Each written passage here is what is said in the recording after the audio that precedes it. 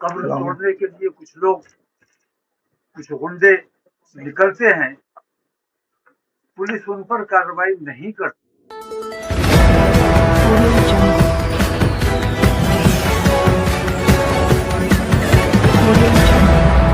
दुनिया के जो हालात हैं, बेचैनी का सा माहौल है, अफरा तफरी का माहौल है। गजा के जो हालात हैं, कितनी औरतों और बच्चों की अमवात हो रही है, और पूरी दुनिया को छोड़कर हम अपने मुल्क में जब देखते हैं तो यहाँ जो हालात कब्रिस्तानों में बनाए हुए हैं, हुकूमत फोटो मान लेना चाहिए, उन फिरकापरस्तों की हिमायत करती है। कब्र तोड़ने के लिए कुछ लोग, कुछ गुंडे निकलते हैं, पुलिस उन पर कार्रवाई नहीं करती है, बल्कि बेगुनाह मुसलमानों को जल्लुकोब किया जाता है, मारा पीटा जाता है, गिरफ्तारियां की जाती हैं, और वो गिरफ्तारियां आज तक हो रही हैं। संभल में जो कुछ हुआ उसका जिक्र करने की जरूरत नहीं है। इस किस्म का माहौल पूरे हिंदुस्तान का है। ऐसे हालात में ईद सईद आई है। ईद एक महीने के रोजों का इनाम है, खुशी का मौका है, लोग खुशियां मनाते हैं। लेकिन देखा ये गया है कि ऐसे घरों में भी ईद मनाई जाती है जिन घरों में कोई शहीद हो गया हो, किसी की मौत हो गई हो। तो उन घरों में जैसी ईद मनाई जा सकती है, क्योंकि ईद रमजान का तोहफा है और रोजों का इनाम है, तो हर हाल में ईद मनाई जानी चाहिए। लेकिन ईद निहायत सादगी के साथ, जो तुझको एहतशाम पहले होता रहा है, इस साल फैसला ये किया गया है कि इस साल हम तमाम लोग ईद को बहुत सादगी के साथ, नए कपड़े नहीं पहने जाएंगे, क्योंकि हमारे बच्चों को कत्ल किया गया है, हमारे बच्चों को गिरफ्तार किया गया है, झूठा जेलों में डाला गया है। उनके घरों में जैसी ईद होगी वो नए कपड़े नहीं पहन पाएंगे। हमें भी नए कपड़े उनके खिराज अकीदत के लिए, हम उनके गम में बराबर के शरीक है, ये बताने के लिए हमें उनके तरह ईद मनानी चाहिए। और उनके हिमायत में हम नए कपड़े इस साल ईद में नहीं पहनेंगे। किसी किस्म का मेला ठेला और नुमाइश वगैरह ये सब नहीं की जाएगी, खुशियां नहीं मनाई जाएंगी। सादगी के साथ ईद मनाई जाएगी, नमाज पढ़ी जाएगी। जिस तरह अलविदा पे हमने अमन व अमान का मुजाहिरा किया है, जबकि तमाम मीडिया ये चिल्ला रहा था कि अलविदा को ऐसा होगा और जुमे और होली पर ऐसा होगा और वैसा होगा, वो तमाम तमाशे, हमने साबित किया है कि हम अमन पसंद लोग हैं। हम खुराफात से बचना चाहते हैं, फसादात से बचना चाहते हैं। तो ईद पर भी उसी अमन का मुजाहिरा किया जाएगा और सादगी के साथ ईद मनाई जाएगी। किसी किस्म की खुशियां नहीं मनाई जाएंगी, बल्कि रमजान 30 रोजों का जो तोहफा है, जो इनाम है, उसको सेलिब्रेट किया जाएगा। तारीख आपको बताएंगे। ईद के बाद इंशाल्लाह हम संभल जाएंगे और पूरा बरेली इंशाल्लाह इकट्ठा होकर जाएंगे। पहले आमतौर पे घोषणा कर देते हैं, फिर वो मैंने घोषणा कर दी, संभल जाऊंगा।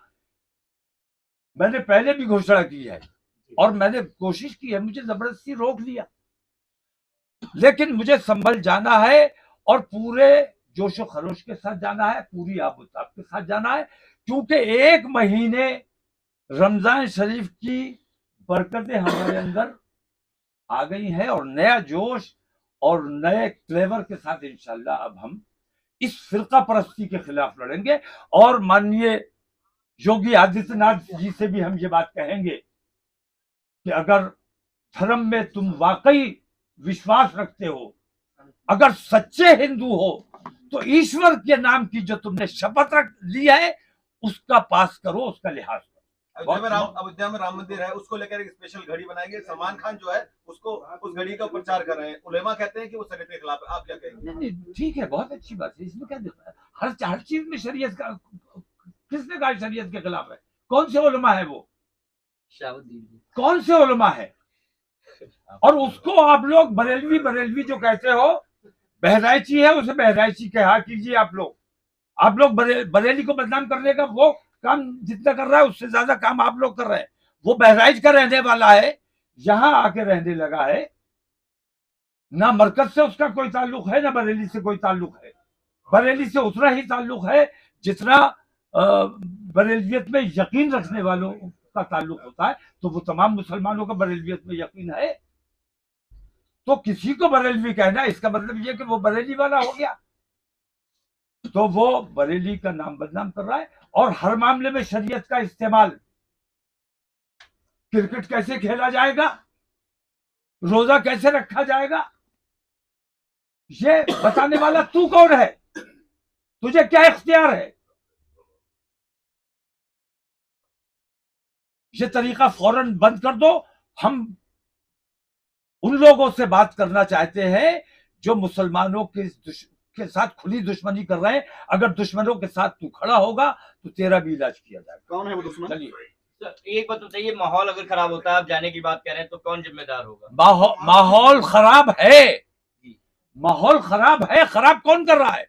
जो कब्र तोड़ने के लिए निकले थे, क्या वो माहौल बनाने के लिए निकले थे? वो माहौल बनाने के लिए निकले थे, उन पर कार्रवाई क्यों नहीं की गई? मैं संभल का माहौल ठीक करने जाना चाहता हूं। संभल में मैं आप लोगों से भी मुझे ये शिकायत है कि सीओ संभल ने ये कहा कि अच्छा वो बात सिर्फ संभल के लिए है, कानून व्यवस्था के लिए उन्होंने कहा भाई यहाँ का माहौल जरा तनावपूर्ण है, सड़क पे नमाज नहीं होगी। सड़क पे नमाज हमारी होती ही नहीं है। हमारी नमाज इमाम के पीछे होती है। अगर मस्जिद में जगह नहीं बची, अगर मस्जिद में जगह नहीं बची, हमें इमाम के पीछे नमाज पढ़नी है। अकेले नमाज नहीं पढ़ सकते, घर पे नमाज नहीं पढ़ सकते। ईद की और जुमे की नमाज मस्जिद में ही होगी और जमात के साथ ही होगी। अब मैं अपनी मस्जिद में गया, नमाज पढ़ ले बाजमात, और वहां मस्जिद फुल हो चुकी है, तो मुझे नमाज पढ़नी है। तो मैं अगर सड़क पे 2 मिनट के लिए 5 मिनट के लिए खड़ा हो गया, मेरा देश है यार, मैं कहीं पे भी खड़े होकर नमाज पढ़ूंगा और देखूंगा कि मुझे नमाज पढ़ने से कौन रोकेगा। जब हम तुम्हें पूजा करने से नहीं रोकते हैं, हम तुम्हारे रास्ते की रुकावट नहीं बनते हैं, तो हमारे मजहबी मामलात में मदाखलत अगर करोगे तो फिर अब इसका जवाब दिया जाएगा। हमें नमाज पढ़ने से नहीं रोक सकते, हमारी मस्जिदों पर अब तुम बुलडोजर नहीं चला सकते। जो कुछ भी हुआ है आज तक, तुमने जो किया है वो सरासर बेईमानी थी। आत्ममंथन करो कि तुम जो कर रहे हो और मुगलों ने जो किया है उसमें कितना अंतर है। अगर मुगलों ने जो किया है वो गलत किया है, तो तुम ये साबित करो कि तुम जो कर रहे हो वो सही है। ठीक है, तो उससे क्या सपोर्ट कर रहे हैं आप? मुस्लिम पर्सन लॉ बोर्ड ने अलविदा की नमाज पढ़ी, तो काली पट्टी बांध के नमाज अदा करने के लिए लोगों से अपील की थी, तो उसको क्या मानते हैं? मैं मुस्लिम पर्सन ने जो कहा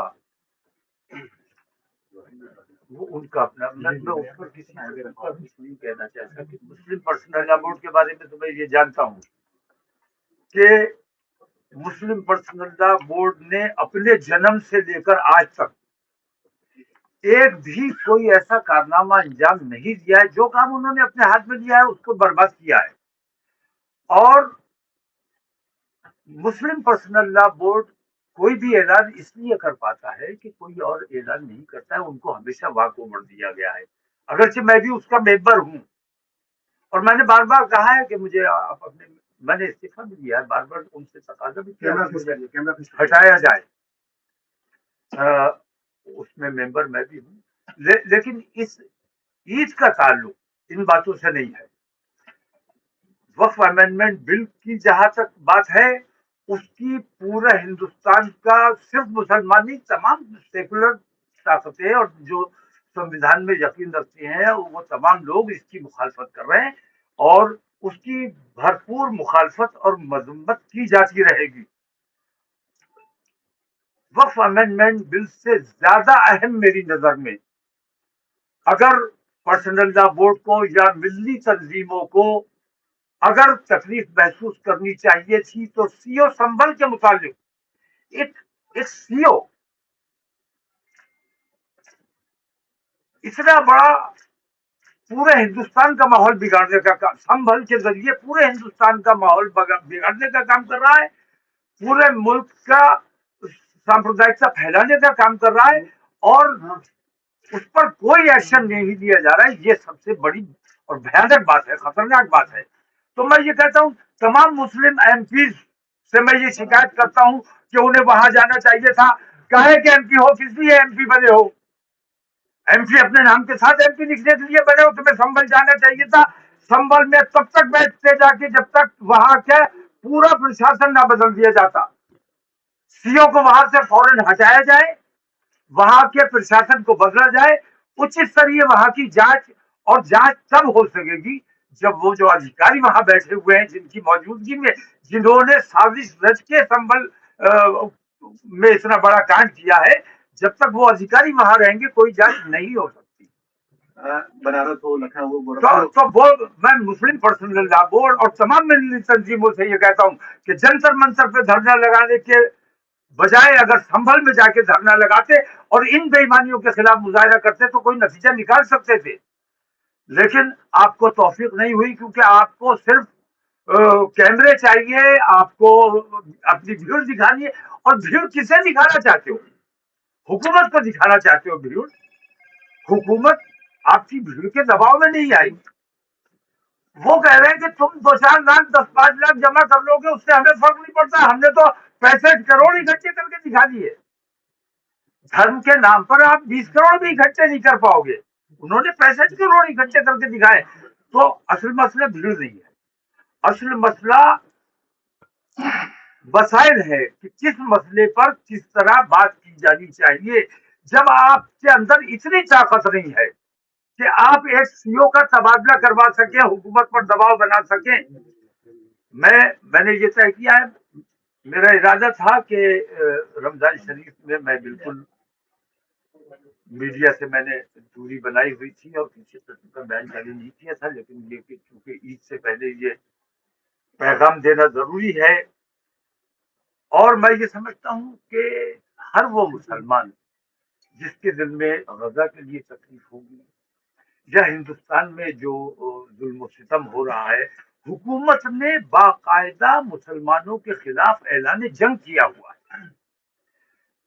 इनमें मुख्यमंत्रियों में होड़ चल रही है कि हम मतलब कौन कितना बड़ा हिंदू है, जो मुसलमान को ज्यादा सता सकता है वो ज्यादा बड़ा हिंदूवादी हो गया।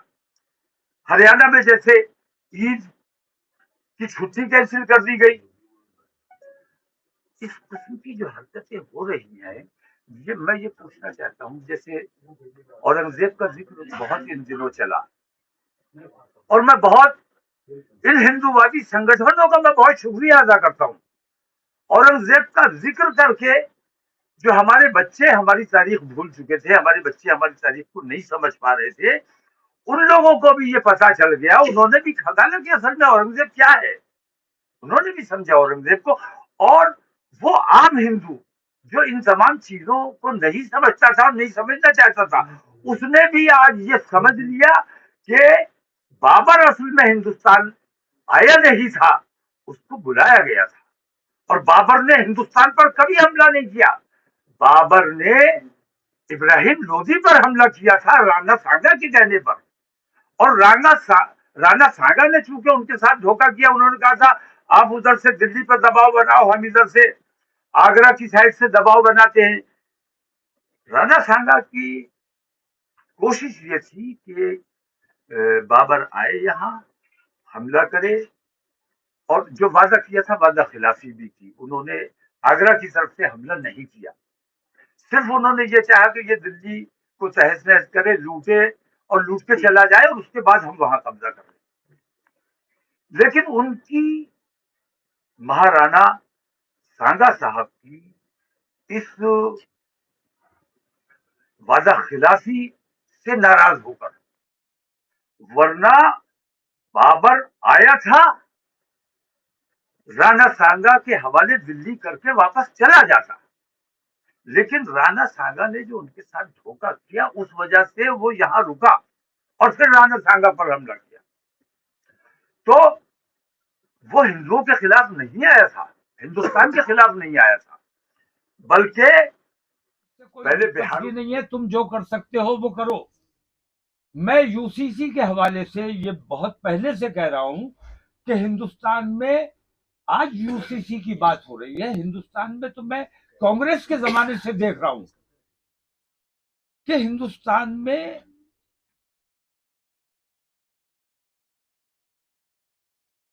अदालतों में जो फैसले हो रहे हैं, कैमरा फेस कर करिए कैमरे, मुस्लिम पर्सनल लॉ के मुताबिक नहीं हो रहा है। और मुस्लिम पर्सनल लॉ के मुताबिक करना क्या है? निकाह, तलाक और ये बंटवारे का मसला। सिर्फ ये तीन चीजें हैं मुस्लिम पर्सनल लॉ में। लेकिन हमारा जो भी मामला अदालतों में जाता है वो अपने कानून के, अपनी मर्जी के मुताबिक फैसला करते हैं। वो मेरा मानना यह है कि पर्सनल लॉ के खिलाफ नहीं बल्कि संविधान के खिलाफ फैसले किए जा रहे हैं, सिर्फ मजहबी मुनाफरत की बिना पर। तो अदालतों में जिस किस्म के फैसले हो रहे हैं, मैं कहता हूं विदेशी हिंदुओं को अगर वहां अपने देश में परेशान है, उनको यहां बसाना चाहते हो, बसाओ, हमें कोई दिक्कत नहीं है। हम ये भी कहते हैं कि किसी गैर मुल्की मुसलमान को हिंदुस्तान में आने की इजाजत मत दो, हमें इसमें कोई एतराज नहीं है। लेकिन किन लोगों को बसाना चाहते हो? पाकिस्तान तुम्हारा पड़ोसी मुल्क कैसी कैसी तुम्हारे लिए साजिशें रचता है। तुम तो हमें पाकिस्तानी कहकर चढ़ाने की कोशिश करते हो, लेकिन हमें अंदेशा इस बात का है कि आप इस किस्म के कानून लाकर, मैं ये कहता हूं कि कल पाकिस्तानियों को यहाँ, हिंदू पाकिस्तानियों को यहाँ लाके आप बसा दें, कुछ को नागरिकता दे दें, वो अपने कितने आतंकवादी मुसलमानों के भेष में अपने भेज सकते हैं और आप मजबूर होंगे उनको नागरिकता देने के लिए। तो मुस्लिम दुश्मनी में अपने देश को नुकसान पहुंचाने का काम जो कर रहा है, ये देश के साथ अन्याय हो रहा है। उत्तराखंड में मुसलमानों को अभी तक कोई दिक्कत नहीं हो रही है, तो इस स्टेट में हमें पूरे हिंदुस्तान में कहीं कोई दिक्कत नहीं है। जो आप कर सकते हो हमारे खिलाफ वो करो, तुम्हें करना चाहिए। हमने ये औरंगजेब के हवाले से हमने ये देखा है कि ये जब हम पर बेईमानी से हमला करेंगे, नुकसान उठाएंगे, और ये नुकसान उठा रहे हैं। औरंगजेब अगर ना उठाया होता तो नरेंद्र मोदी ने सौगात मोदी का कदम ना उठाया होता। सौगात मोदी उन्हें इसीलिए करना पड़ा कि औरंगजेब करके पछता रहे थे। क्या मानते हैं सौगात मोदी? मैं कुछ नहीं मानता हूं। ये देश को गुलाम बनाने का, देश को भिखारी बनाने का काम किया जा रहा है। सौगात मोदी में मैं हिंदू समाज से पूछता हूं, कभी होली के मौके पर, दिवाली के मौके पर, किसी और खास मौके पर इन्होंने कोई सौगात? मोदी साहब तो अभी थोड़े दिनों के हैं, भारतीय जनता पार्टी दीपक के जमाने से बताइए आज तक कभी कोई सौगात हिंदुओं को दी गई हो तो बताइए। ये सौगात नहीं है, ये देश के पैसे की बर्बादी है। 160 करोड़, तकरीबन 160 करोड़ रुपया ये बर्बाद किया गया है, सिर्फ इसलिए कि हमारा फोटो मुसलमानों के घरों में पहुंच जाए। अपना फोटो पहुंचाने के लिए 160 करोड़ रुपए बर्बाद किए गए। मुसलमान नहीं तो जो खुश हैं या नहीं है सौगात मोदी से? भाई, इससे बड़ी बड़ी किट्स रोजाना हमारे यहाँ तकसीम हो रही हैं। रोजाना हम तकसीम करते हैं, हमारे लोग तकसीम करते हैं। नवरात्रों में इससे बहुत बड़ी नवरात्रों में इन्हें तकसीम करना चाहिए। नवरात्रों में तकसीम करवाओ। तो मुसलमानों को क्या जरूरत है? मुसलमानों की, जब मुसलमान तुम्हें पसंद नहीं, कपड़ों से पहचान करवाते हो और फिर कपड़े देते हो, इसका मतलब यह कि कपड़ों से अब पहचान हो नहीं पा रही है, शायद इसलिए फिर नए कपड़े भेजे कि ईद से दोबारा से पहचान करेंगे। हिंदू तो चलिए नाराज नहीं है कि सौगात मोदी बांटी जा रही है, मुसलमान खुश है या नहीं है? मैं तो ये कहता हूं कि हिंदू को किसी सूरत से खुश करो। हिंदू खुश नहीं है हिंदुस्तान में। मैं ये कहता हूं आपने देखा होगा कि सदियों पुराना जजिया कर बार बार चर्चा में आता है। जजिया कर का जिक्र इसलिए किया जाता है ताकि जीएसटी पर आप लोग बहस ना कर सको। और जीएसटी से नुकसान मुसलमान को नहीं है, क्योंकि मुसलमान तो मजदूर है, बड़े कारोबारी तो सब आप लोग हैं। हिंदू समाज के लोग कितने परेशान हैं। ये जो मोदी का जीएसटी, औरंगजेब का जजिया, ये बराबर है। वो हिंदुओं को, वो मुसलमानों को नुकसान पहुंचाने के लिए था और हिंदुओं को फायदा पहुंचाने के लिए किया जा रहा है। औरंगजेब ने जो किया, मैं थोड़ी देर के लिए मान लेता हूं कि जो कुछ भी इल्जाम औरंगजेब पर लगाए जा रहे हैं या मुगलों पर लगाए जा रहे हैं, वो तमाम के तमाम सच्चे हैं। मारा है, मुगलों ने हिंदुओं को काटा है, मुगलों ने मंदिर को तोड़ा है, लेकिन वो कौन थे? गैर थे। तुम तो अपने हो, हमारे देश के हो, अपने देश के लोगों को मार रहे हो, काट रहे हो, मस्जिदों को तोड़ रहे हो, मजार को तोड़ रहे हो। अगर उन्होंने गलत किया था तो क्या तुम गलत नहीं कर रहे हो? अपने गिरेबान में झांको, उससे ज्यादा गलत तुम इसलिए कर रहे हो कि वो गैरों के साथ कर रहे थे, तुम अपनों के साथ, अपने हिंदुस्तानियों के साथ कर रहे हो। नवरात्र में प्रदेश भर की जो दुकानें हैं, नॉनवेज की दुकानें, उन पे प्रतिबंध लगाने की बात की जा रही है। कहाँ की गई है? ये मीडिया बड़ा तमाशा बनाता है। नहीं, मांग की जा रही है नवरात्र में नॉनवेज जो है, नॉनवेज जो है बंद जीवन रखा मत देश ये प्रस्ताव है। मैं बता रहा हूँ, तो उसको क्या मीडिया ने ये कहा कि जुमा और होली एक साथ है, तूफान खड़ा हो जाएगा, फसाद हो जाएगा, कर्फ्यू लग जाएगा। कहाँ क्या हुआ? कहाँ क्या हुआ? कुछ नहीं होना था। ये सब तमाम तमाशे मीडिया कर रहा है। और मीडिया किसी वक्त अगर हिंदुस्तान में माहौल बिगड़ा तो मैं ये बार बार कहता हूं कि उसके लिए अगर सबसे बड़ा कोई जिम्मेदार होगा तो वो ये मीडिया होगा, जो रात दिन नफरतें फैलाने का काम कर रहा है। नहीं, वो तो मीडिया तो इसका मीडियम अच्छा होता है तो दिखाता है, बुरा होता है। ये तो प्रशासन की बहुत चीजें देख रहा हूं मैं।